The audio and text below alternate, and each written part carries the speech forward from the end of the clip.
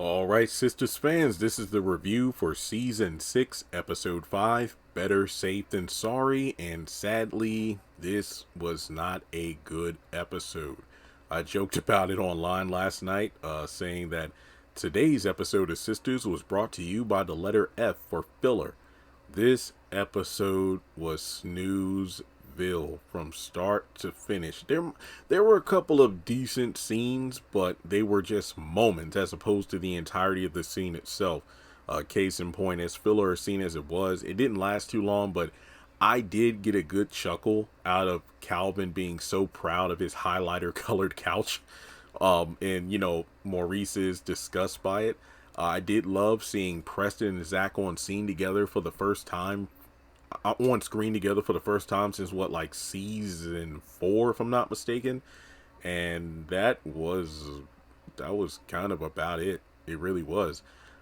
I knew by the second scene that this episode was not cooking with gas at all, because we spent the first 10 minutes on the couch in Andy's penthouse, and it went exactly as expected. I know who the baby daddy is. Are you going to tell us? No. That was literally the first scene. Second scene, Danny and Sabrina on their way, home. I think it's Zach's baby. Oh, I think it's Aaron's baby. The only real thing of substance was Sabrina thinking about handing over all of her assets, which come together to about $190,000 for Bio to flip it. And, Danny warns her, he could be a scammer, so don't trust it. And then it's Karen's battle to determine whether or not she will take Zach up on his offer to, fund the repairs for the salon. Andy is high and tells off Gary. And, aside from the phone call with Zach at the end of the episode, that's pretty much it, folks. That's the episode in a nutshell. -3 out of 10. I mean, before I gave it a negative score, it was possibly going to be around maybe a 2 out of 10. But I started deducting points for every minute that Zach continued his conversation with Karen while looking Fatima dead in the face. And I'm like, nope, 1 point, a point, a point. This was just a very skippable episode. I know every show out there, almost every show has a filler episode or an episode that isn't quite action packed or, full of Easter eggs or things like that. But this is one of these episodes where I just feel sorry for the actors, in that sometimes I don't know what the scripts look like, obviously, unless, in some cases where actors or Tyler Perry will post the scripts online, like pictures on Instagram and whatnot. But it's situations where I wonder what the scripts say. If it's like, hey, for 7 to 8 minutes, I'm going to need your character to ask the same question in 32 different ways. Karen, who's the baby daddy? Karen, come on now. Are you going to tell me who the baby daddy is? Why won't you tell us who the baby daddy is? You see what I mean? Where it's like, it's the same characters in the same scene, just going back and forth on the dialogue for however long it takes. And there's no substance whatsoever. There was no reason for that first scene to be as long as it was. It really wasn't. I think the most interesting part of the scene was when Danny and Sabrina left and Karen said, well, those are your friends. Don't you mean our friends? Like Karen didn't want to claim them. And, the dynamic of Danny assuming that Andy knows who the baby daddy is, because it isn't uncommon for Karen and Andy to keep things from Sabrina and Danny. I did like Andy telling Karen, like, hey, you know what? I know you're saying that you want it, or Karen asked, like, do you want to know who the baby daddy is? And Andy was like, look, I want to respect your decision not to tell us until you tell the father, so I will let you tell me when you're ready, as opposed to me wanting to know. That's pretty much it. And then from there, on the way home, Danny and Sabrina are speculating about it. And it's interesting how Danny goes, I think it's the pastor. But then it's like, what about a couple seasons ago when you walked into Zach's house unannounced? I think the baby's yours, Zach, and I think you know it's yours too. What happened to that? And then Sabrina says that I think it's Zach's because Karen wants to start a family with him, which is incredibly stupid. Not Sabrina, but the thought of I want to start a family with Zach despite all the shit we've been through. That's something that in the real world, look. One time I was in Maryland with my sister. We went to a relative's house because we went to a casino, and then we met up with one of our cousins who we haven't seen since we were kids. And my sister and her have kept in contact and whatnot, but I was a fly on the wall just sitting in the back of the living room when those two were talking. And then I just overheard something. And look, I was 20, maybe 23 at the time or something. And as a 23, I still consider to be a young man, even though I'm technically adult at the time. But just hearing these women, if I felt like Tyler Perry listening to black women talk and just learning from that. My cousin and sister both have kids. I think they both have one each, and neither of them are with the baby's fathers. And they said, and this stuck with me. And this has been going on probably 8 years or more since I heard this. My cousin was like, I thought the baby would make him stay. And my sister's like, yeah, I know how that feels. I'm like, that has to be the dumbest shit I've ever heard. For a woman to think that having a baby, I mean, you and the baby daddy having issues and you feel like having a baby will just solve it makes no sense at all. To this day, I still stand by that being one of the dumbest things I've ever heard a woman say. Now, when it comes to the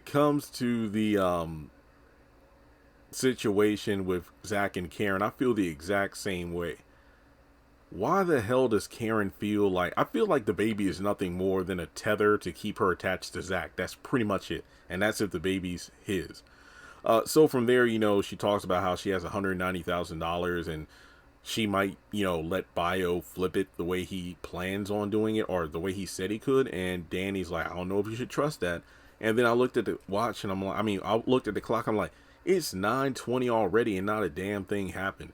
You got Karen on the phone with Pam. Look, this is my final video I'm recording of the day. I've recorded like a dozen other videos before this one. All of them are like breakaway videos of sisters from the promo and everything. So I've already done in-depth looks at the whole what happened to Karen's $77,000 that Zach repaid her. And I really don't want to go into full detail here again, so check out that video. But simply put, Pam thankfully brought up the fact that, okay, you don't have insurance. And thankfully, Karen does give an explanation. Back in season 3, when her old employee Isaiah quit, took most of the clientele with him because he had a new salon for cheaper prices, things were kind of hectic for Karen. So she kind of had no choice but to let go of her insurance and use the money she would pay for insurance to cover other expenses at the salon. However, that does not excuse her not having insurance up until season 6. As soon as Zach gave you that $77,000, first to $5,000, then the $72,000 check, you should have reinstated that insurance as quickly as possible. Because remember, it wasn't long. I think it was either late season 3 or early season 4 when, thanks to Pam's efforts, she was able to ruin the new salon Isaiah had by calling the health inspector. And as a result, all the clients came back to Karen. So her business was saved thanks to Pam. Which again, doesn't answer the question of what the hell happened to the money and why didn't Karen reinstate her insurance. So from there, hey, you better call Zach and jump on that offer that he gave you of helping to put the salon back together. And later on in the episode, we know she does that. Okay, so Aaron comes by. Karen uses the reason of, oh, well, you were seeing somebody behind my back, despite the fact that most of the time that Aaron and Karen have been interacting, she's been pursuing her ex. So, I mean, it just looks like she was looking for any excuse to cut ties with Aaron, which is funny because all episode, Andy offered to help if she could. Oh, wow, Andy, I'd really appreciate that. I need the help with the salon. Pam tells her, get Zach to help. Okay, I'll call him. Aaron offers to help. No, I got the money. I would just laugh my ass off if Zach said, sorry, I can't help you. I mean, would he look like an ass? Yeah. But then again, well, I gave you $77,000. Why don't you use that? Enough said. And it's kind of funny when you think about it, because last season, when it came to, hey, I want to if the baby's mine, I want to help support, raise him. Well, no, I actually have someone who wants to take care of me. And not to mention, I make my own money. You know that, Zach. She was on her high horse. Now look at her. Now she's giving that same speech to Aaron, but in regards to financially putting together the salon again. So Aaron is pretty much, kicked out. Simple as that. There really is nothing to say. He tries to explain the Jennifer situation, but Karen's in her feelings about it, and that's it. But like I said, she's under the assumption that her and Zach are getting back together, but she's in for quite the rude awakening. Yeah, it was good to see Preston and Zach together. It was just a simple scene. He was just trying to be there to tell Zach he messed up. But then Zach said something pretty much that had people going, damn. Whatever Fatima saw, she has to get over that. And it's like, bro, Zach, you fucked up majorly. Like, what are you doing? I mean, how would you feel if you were in her position? Like, Angela or whoever tells her about Ian dying, and then she has an outburst like that, and you feel some kind of way about it. Sit down somewhere. Yeah, nothing to say about Calvin and Maurice. That's new furniture, and Maurice hates it. I did laugh at Zach saying, "Stop dressing like me too, Preston." That was pretty funny. Andy and Gary, she's high, basically tells him, "I only interact with you because you're good at sex. That's the only reason I put up with your crap. Robin is bigger than you, but you have more rhythm, and you're shorter than I usually like. I like guys who are like 6'5". There was a guy I remember from college, which I do recall there is a guy from college or the college days that will be coming into the series back in season 7. So yeah, Andy's going to run into this guy, maybe the same guy that she is talking to Gary about. Then from there, we get to the final scene. Karen calls Zach, and then Zach, I don't know what else to say. Zach is just fucking up constantly. I mean, it's almost as if he's feeding Karen's desires to come back to her. I mean, all he's doing is inflating her delusion that he's coming back to her. Oh, I just need to hear your voice, and I don't hate you, I love you, and yeah, I'll help you with the salon and all.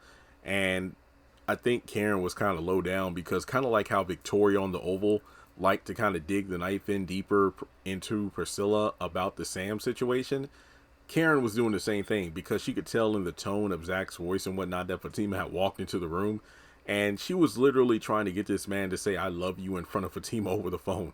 So yeah, that he's going to come by the salon tomorrow to look over the things and whatnot, and Fatima does not say a word. The disrespect was just awful for Zach, for how Zach was treating Fatima, and that was it. So folks, that's really all I gotta say. The episode was just skippable and not worth the time to watch. I did enjoy doing the live stream and whatnot, but this episode was a snooze fest, and I really wish I had went to sleep. So yeah. All right, well, let me know your thoughts in the comment section below. Like and subscribe, and I'll catch you in the next one.